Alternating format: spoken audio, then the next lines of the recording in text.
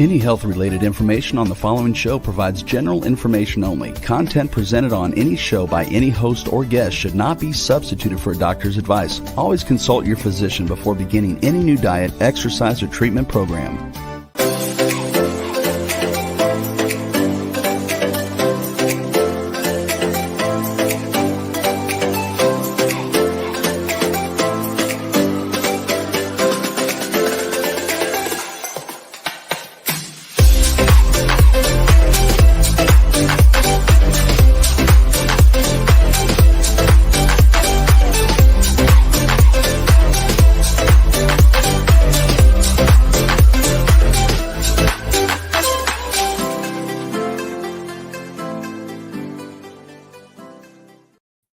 Hello, everyone, and welcome to the Inspired and Empowered Living TV show and podcast.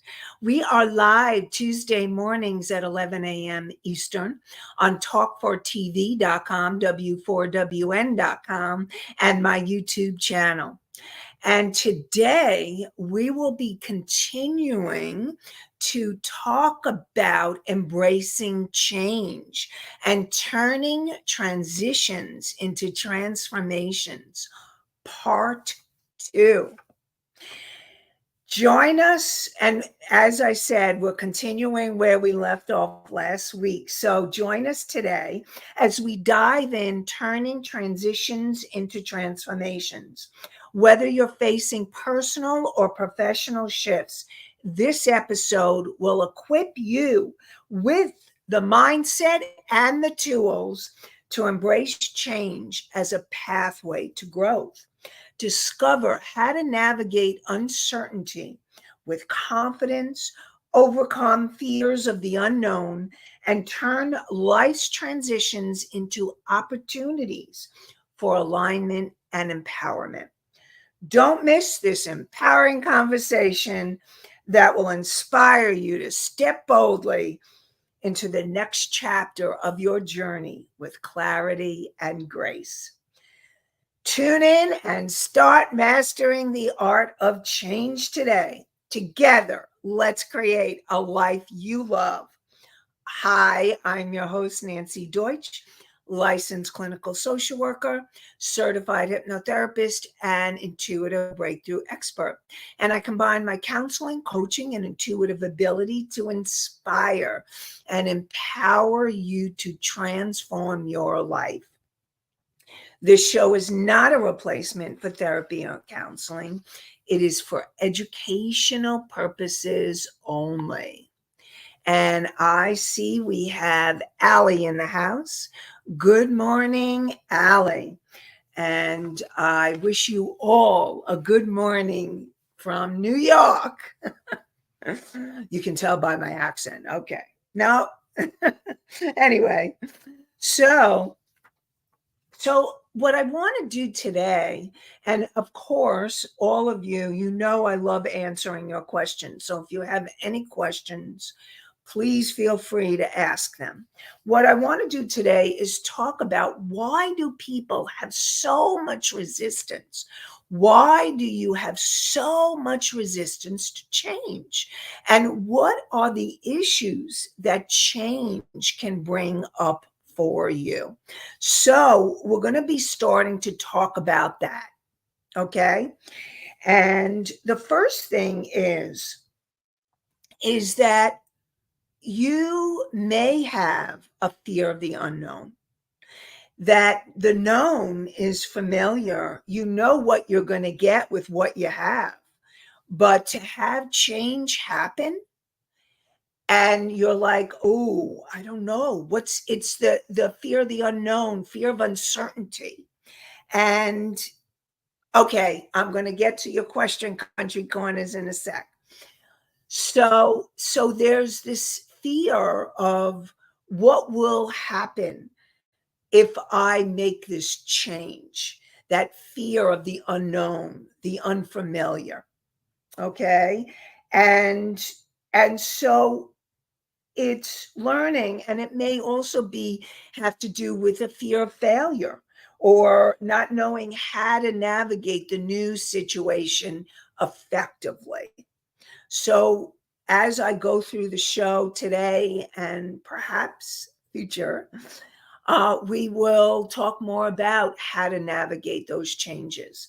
First, I want to get through why there may be resistance. So let's get to the question from Country Corners Gazette, and then we'll continue on. So the question is change a good thing or a bad thing to deal with? Okay, so change is something, first of all, what I want to remind you is change is constant. There is nothing and no one that will go through life without change. Okay, so change happens. Now, there are good changes where things are improving, or you get a better job, a better position, more money. You enter a new relationship, or your relationship gets better, improves. This like major having a child get married, you getting married. Like there's a lot of different changes. Now, I just talked about a lot of positive changes. Now, the change can also involve loss. So it's not, here's the thing, you're going to have change no matter what. There is one thing that is certain, okay? And that is life is full of changes and transitions. That just is, okay? Now, and it's not a matter of what the change is, okay? It's how do you handle the change? How do you handle the change? What are you thinking? Are you automatically thinking the negative, even if it's a positive change? That fear of the unknown that I just talked about, even if it's a positive change, if you have fears of the unknown or fears of failure, like I've had clients that said, "Oh, I'm entering a new relationship, and what if it happens that we get divorced? They're getting married and they're thinking about divorce." So here's the thing. It's all about how are you thinking? What are you saying to yourself? The self-talk can make the hugest difference when we're talking about navigating change effectively. Okay. So change is really neither good or bad. You're going to have positive change, positive experiences, which is change and still can be stressful. And then there are the negative changes. There's the uncertainty with what we have in the world. There's natural disasters. There's political unrest. There's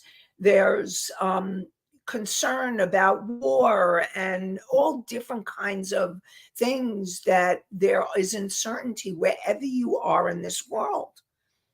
And so it's not what the change is, but learning new coping skills and tools to navigate the changes. And that's how you turn transitions into transformations. But before we go into that, I want to talk more about possibilities of what could happen and what are those resistances. And before I do that, we have a good number of questions that came in. So I want to get to your questions, and then we'll go back to more of why you may be resistant to change. So Misty asks, why is it hard to change for some people? So Misty, what I'm going to be talking about is the resistance to change and why it's hard. So one of those changes is that fear of the unknown. Another one is comfort with familiarity and being comfortable with the familiar. It's so much easier for all of us, okay, as human beings, to stay with what we know, with the familiar, than to have to risk change. So that is another reason why people resist changing. And usually, a lot of times, change can be put upon you rather than you choosing it. Because again, it's so easy to be in the familiar than have to do unfamiliar territory.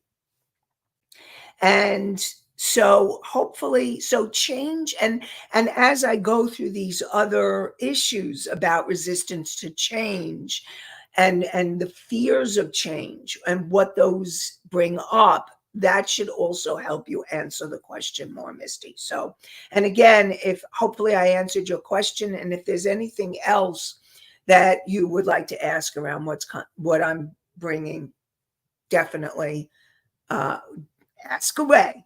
And then we have a question from Mickey.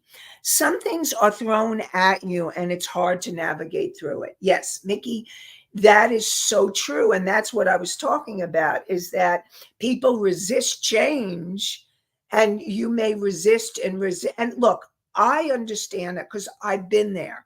A lot of times when I had to move, it was because I needed to move. I didn't want to move, moving my house, moving my home. And so, and including natural disaster. I mean, I was hit with Hurricane Sandy and I had to move out of the place where I lived, which was Long Beach, New York. So I understand the resistance to change really well for my own life. And I also want to let you all know that it's pretty human that we all have these fears of changes, and very often we resist the change. It's your intuition very often can be like that. There's that still small voice, and you hear it, and you kind of know. You kind of know. Ooh, I think I need to make a change, but you resist it. And then it may get a little louder, and you keep resisting until boom, it's thrown upon you. And that is common. Okay. So I'm just going to let you know that it is common. I think there are more people that resist change than welcome it and move through it with ease and grace.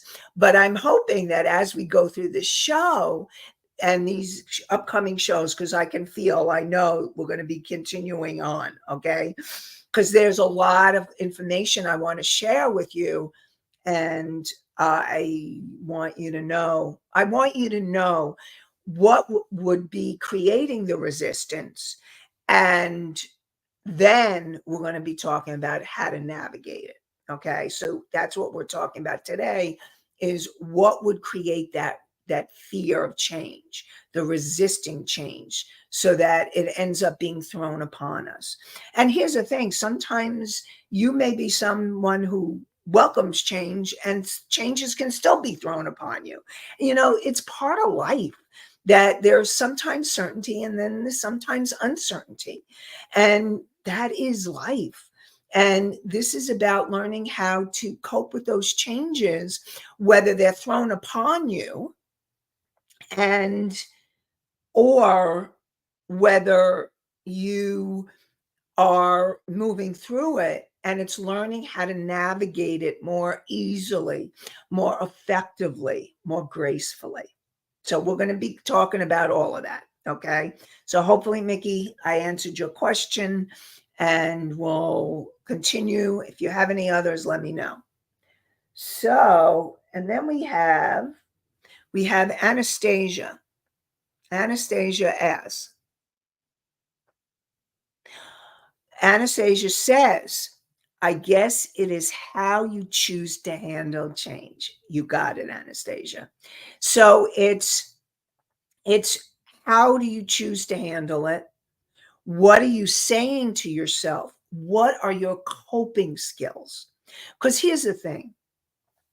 The bottom line is it's learning new and healthier coping skills. And those coping skills can make all the difference in how you navigate the changes. So, yes, Anastasia, you got it. And Charles says, what if you don't have good coping skills? So, Charles, thank you for asking that. And that's also what I want to cover during these shows. that we're going to talk more about coping skills that you can use as you navigate the changes, so that as we work and talk about the changes and the transitions, I'll also be talking about learning new coping skills and what those look like.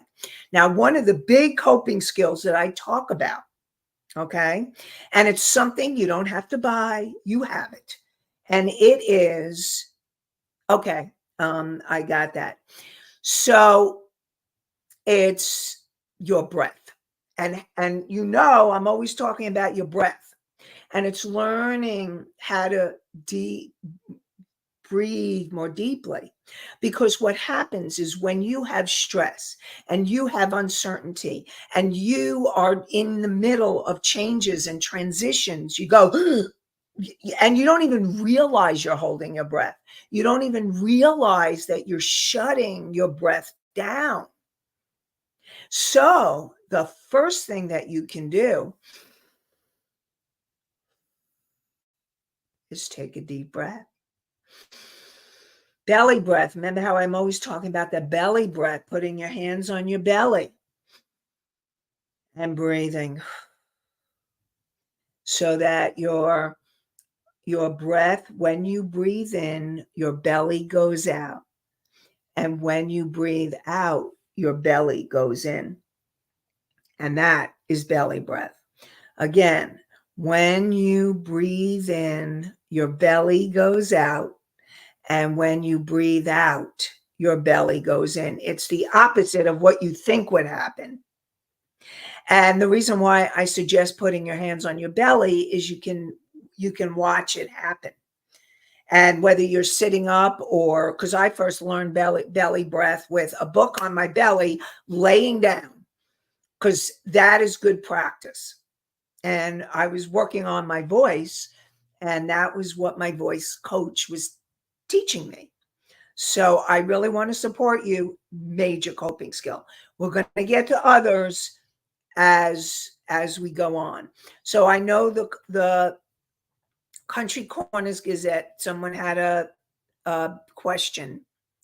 How would I define coping skills? What are they? So coping skills are things or ways that you deal with stress, how you cope with change, how you cope with transitions.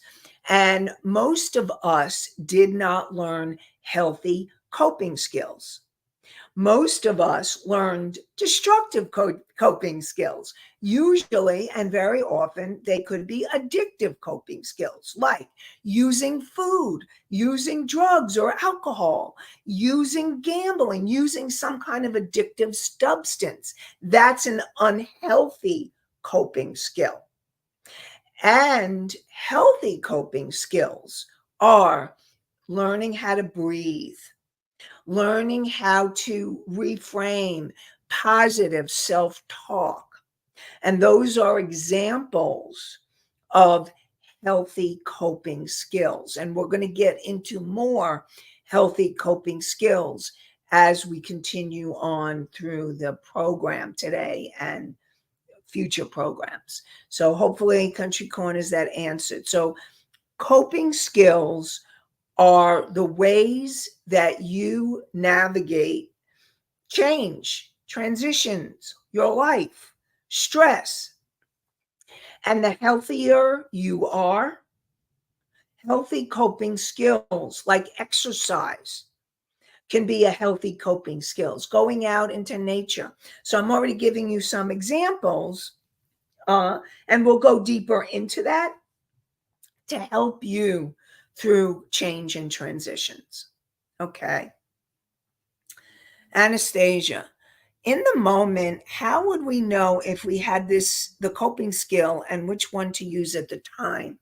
So in the moment, what you just kind of reach for whatever works for you in the moment. What I make the suggestion is have a list of different coping skills. So as we go through the show, I want to invite you to start writing down all the different things that I've mentioned, and I'm going to mention them again and again, because I really want to support you all in having healthier, better coping skills. It's really crucial that, and because you want to be able to navigate life with healthy coping skills rather than unhealthy behaviors. So, another resistance and fear of change is the loss of control. And what happens is that when change happens, and also I want to remind you is that a lot of this also comes from childhood.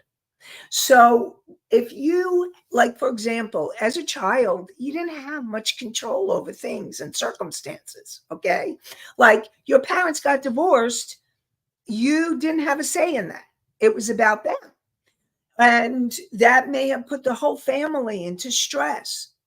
Or if you had to move and I mean, I can't even begin to tell you how many clients moved from one location to another and they had friends in the old location. They were really popular. And then in the new location, they couldn't even make a friend or they had friend problems growing up. And so then there's this loss, the fear of loss of control. Like, what's going to happen if you end up doing the changes? So as an adult, and this is also why people fear change, because very often when you were a child, there were changes that happened that were out of your control. In fact, changes still happen that are out of our control. I mean, world events or national events or events that are happening in our lives can be out of control. So what do you do? And what you do is you work on finding your ways to gain the control back to help you to navigate the changes. So what do I mean by that? So let's say that a change is imposed upon you. And like, for example, let's say you lost your job and was freaking out about money, and that was a change that you didn't expect. It was out of your control. What do? Well, you find other possibilities to take your power back, to gain back control. What do? You find perhaps you work on getting a resume together, or you look for something different or something new. And you work on finding perhaps new ways of making money. Maybe you'll take jobs that you wouldn't have thought of in the past, but you need to make a living. So you take other jobs that you wouldn't have, and maybe you even like them.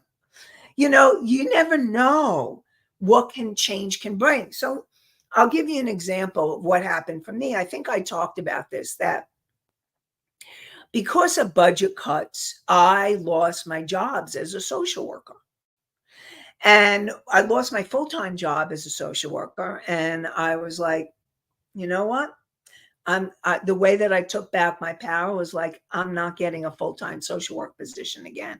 That was me. What I decided, I'd rather have two part-time jobs to make a full-time job. And that's what I did. And I got a job. I got a job as a social worker doing what I knew. And then I got a job as a marketer, totally different, making calls, sales calls for an architect. And it was totally different than what I could have even imagined. But I also was like, okay, I need to be open to possibilities of what's next. And I allowed myself to open to the changes and the possibilities. So I really want to support you and know that change doesn't always mean negative. When you find the ways to take your power back and take back the control so that you feel more empowered and find a way to navigate the change so that you're taking your power back. So hopefully that was helpful. Okay, Anastasia, did we get to that question? Let's see. We did. In the moment, how would we know to if we had the coping skills and which one to use at the time? So, like I said before, it's it's being able to use whatever tools come up for you at the time that will work for you in the moment. And you can try different ones because one may work one time and not another time. So it's having a variety, okay? You don't want just one coping skill, you want a variety of coping skills that will support you as you navigate change and transition. So, another fear that people have is losing confidence. So if you are in a certain position or a certain role, and it could be a personal role or a professional role, a personal role like motherhood, and how many people, moms, go through major identity crisis when their children get old enough and they're leaving the nest. Empty nest syndrome is real, okay? Because the loss of identity is you've been a mom and all of a sudden you're not it's not that you ever give up being a mom because you're always a mom, but the kids don't need you like they used to. And if they're going off to college or they're going, or they're moving to their own apartments or out of state or whatever, then you may have an identity crisis. Let's say you have a certain role. Like, for example, when I lost my job as a social worker, and when I was on unemployment, it was like, yeah, I had to go through a whole process of grief and and and knew, even though I got a similar job in another company, another organization, I had to learn their rules, their structure. So you may be competent in what you learn and what you know, whether it's personal or professional, and then change happens. Like you lose a job or you're you get a divorce. You're used to being a wife or a husband, and then all of a sudden you're not, and now you're a single parent, or you're if you don't have kids, you're figuring out what is it like to be a single person rather than being in a couple. And that is a real identity shift. Okay, so these are real. They're not in your mind, they're not imagination. It really happens. Okay, so what I want to support all of you in remembering is to be gentler with yourself. Beating yourself up because why shouldn't I get this, or why am I not handling this better, or what's wrong with me? I really want to support all of you, whatever changes, whatever transitions that you are going through, that it's really important to give yourself some slack, to be kinder to yourself and gentler with yourself, because navigating change and transition is not something we learned, most of us. Okay? Most of us, majority of the population, have not learned how to do it with ease and grace. And what I'm hoping is from these shows, and remember, this was a suggestion from one of you listeners. So, and I love the suggestion because I think it's so important. This is huge, especially in these times of uncertainty. This is a huge and important topic. So thank you. Thank you for suggesting, and I love supporting all of you. So, and Charles asks, what all can it affect when you have the confident loss? Okay, so Charles, what all can it, Charles, can you ask the question in a different way? Because I'm not clear on what exactly the question That is. question came in when you were talking about loss of confidence. Loss of confidence. Okay. Okay. Thank you. What can it affect when you have the confident loss? Okay. So when you feel that you have lost confidence and competence, what happens is it brings up a lot of fears.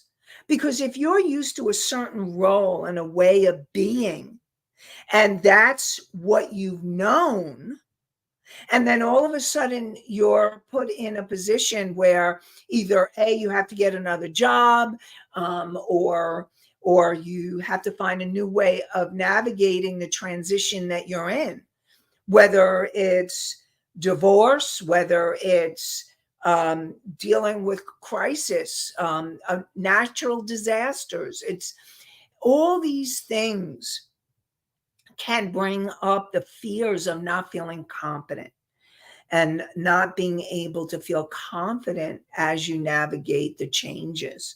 So, so it's learning again what you can do to take your power back and to feel and to use coping skills to help you as you navigate the changes in your life situations.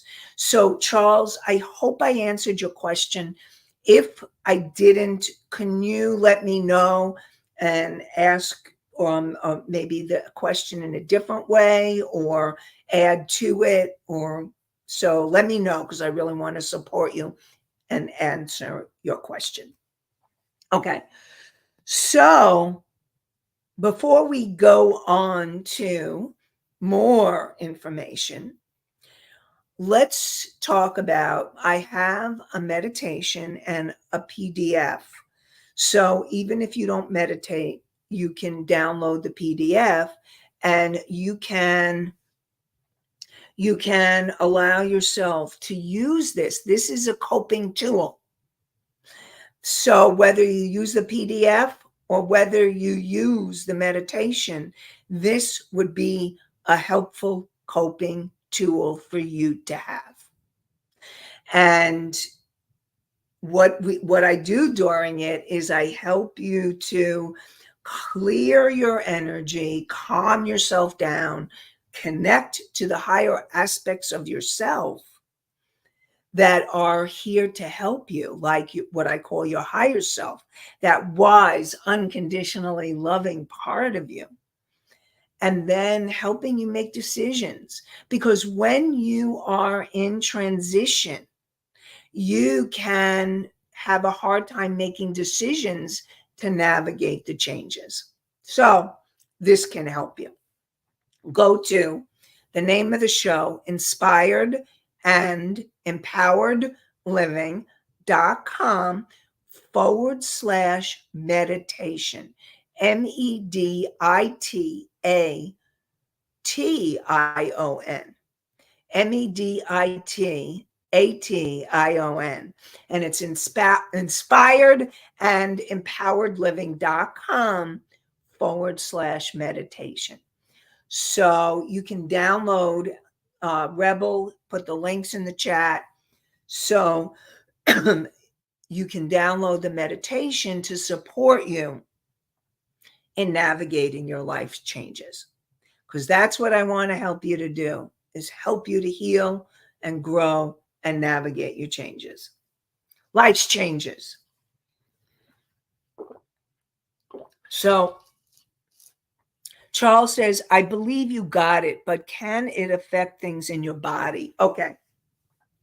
So what happens is when you're in fear, when you're in stress, whether you're the change in competence or the changes that life brings, the transitions, can it affect your body? You bet. And I mean, they have shown studies where the mind and the body, you cannot separate them out. There's more stressed you are. I mean, you can even notice it in your own life. When you're more stressed, you're more likely to get a cold, you're more likely to get sick. And what happens is stress If you don't learn new coping skills, if you don't learn new techniques to move the energy of stress and emotions through your body in healthy ways, it will affect your body. And it definitely, like, for example, anger, the emotion of anger, when you're feeling stressed and you're going through transitions, you may have a lot of anger coming up. And when you have the anger coming up, it's learning how to deal with that emotion, move it through your body, like using exercise or breathing, so that you're releasing the energy so that it doesn't affect your body. So that's why it's really important to learn new coping skills to be able to navigate change and transition more effectively, so it's not stressing your body out. So hopefully that helped answer your question. So another reason why people fear change is the attachment to the past. And if you have an attachment to something that you have to let go of, it's going to be really hard to let it go. So let's say, again, a loss of a job, and you felt like this was your family, your work family. Okay. Sometimes we spend more time with our work, our coworkers, than we do with our family. So, and you felt really loyal towards the company, and then you'll let go because of budget cuts or because of whatever changes going on in the company. And you it's really hard to let go. Or like what I was talking about before about moms and the empty nest. Like moms, there are some moms that they love that their kids needed them when they were younger, and it's hard for them to adjust to be able to navigate life without their kids, and because it's a whole identity change. So that's another example. And so any kind of attachment to the past can bring on more stress and harder to let go of the things that you need to let go of in order for you to navigate the changes. And also, it can trigger grief and mourning and loss. And that's real too. And that you need to be able to allow yourself to grieve and mourn the past. That's important. And then another is perceived negative impact. So if you perceive the change is going to be something negative, you're going to stress out even more. So that's why it's learning how to change how you think about change what you're saying to yourself. Okay. So, and the change, you may perceive it with financial loss, or like loss of identity, or a loss of control, a loss of status. And what I want to support you in doing is learning how to take your power back, empowering yourself. And we'll talk more about that. Okay. So I'm just going through what the potential fears of change are right now. So if you think the change is going to bring something negative, it's going to increase your stress. And that's why it's going to be learning how to think about things in new ways. Remember, and I want to bring this back to you, change equals opportunity. It's an opportunity for something new. No matter whether the change was thrown on you or you're choosing the change, it is an opportunity. And we're going to talk more about that. Okay. So another fear could be fear of increased workload or stress. So let's say you get a promotion, which is a positive change, but you're really nervous about what is that going to mean. Am I going to have no time? Like, is it going to mean too many hours? What does it mean in terms of my workload and my stress? Or if there's other people in the company that are being let go of, and then you have to take on other people's responsibilities. Again, you could have fears of those changes as well.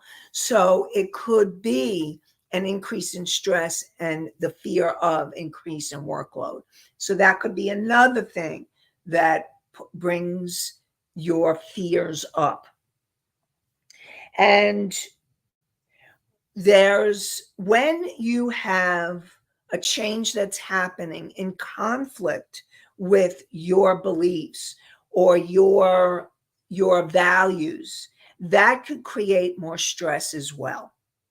So for example, let's say you grew up Catholic and your partner is now wanting to file for divorce.